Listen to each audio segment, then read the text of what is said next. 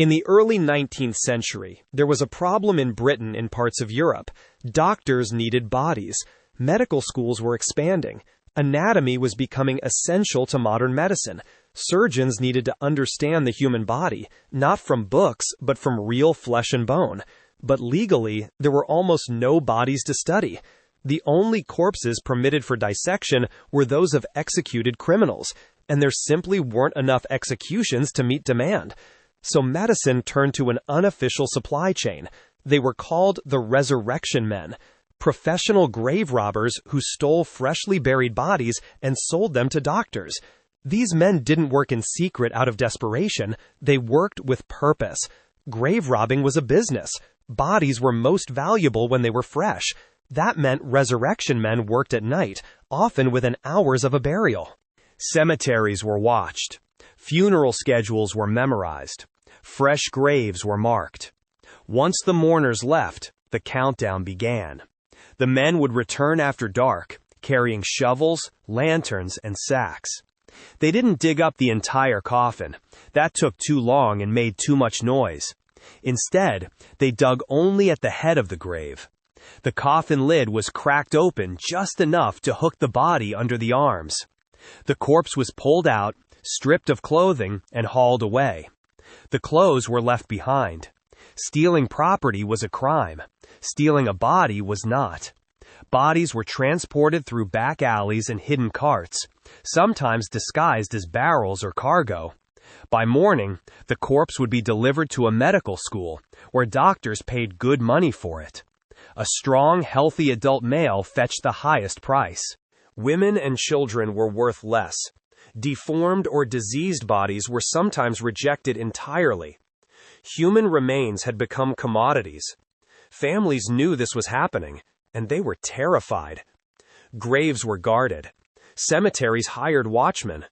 Iron cages called mortsafe were installed over coffins to prevent digging. Heavy stone slabs were placed over graves to slow thieves down. Some families stayed in graveyards for days after burials, keeping vigil until the body decomposed enough to lose value. The fear wasn't just about theft. Dissection carried enormous stigma. To be dissected after death was considered worse than execution. It meant your body would be cut apart, displayed, and discarded. For many, this fate was more horrifying than death itself. But demand kept growing, and resurrection men kept working. Some crossed the line. They realized that digging up bodies was risky. Murder was faster. In 1828, two men in Edinburgh changed everything. William Burke and William Hare discovered that a fresh corpse was far more valuable than a decomposing one.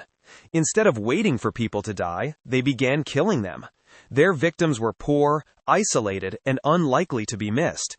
They sold at least 16 bodies to a respected anatomy professor. The bodies showed no visible wounds. The method was simple: suffocation.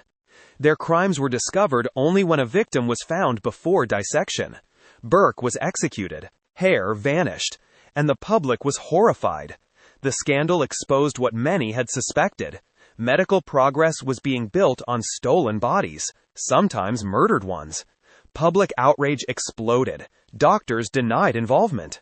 Medical schools blamed the resurrection men. But the truth was clear. Without bodies, medicine could not advance. And without legal access to bodies, grave robbing would continue. In 1832, Britain passed the Anatomy Act. It allowed unclaimed bodies from workhouses and hospitals to be legally dissected. Grave robbing declined almost overnight, but the damage was done. The poor had become the new supply. The resurrection men disappeared, but their legacy remains. Modern anatomy exists because bodies were stolen. Medical knowledge advanced because graves were violated. Progress came at a cost, not just to the dead, but to the living who feared becoming merchandise after burial. Before donors, before consent forms, before ethics boards, there were thieves with shovels and doctors willing to look the other way. This wasn't ancient history. This was the foundation of modern medicine. Modern medicine didn't begin in clean lecture halls. It began in graveyards, in silence, and in the dark. Bodies were taken without permission, families were left afraid, and progress moved forward anyway. The resurrection men are gone, but the knowledge built from their crimes remains. History doesn't always advance through noble choices. Sometimes it advances through necessity, fear, and things we'd rather forget. This is WTF History.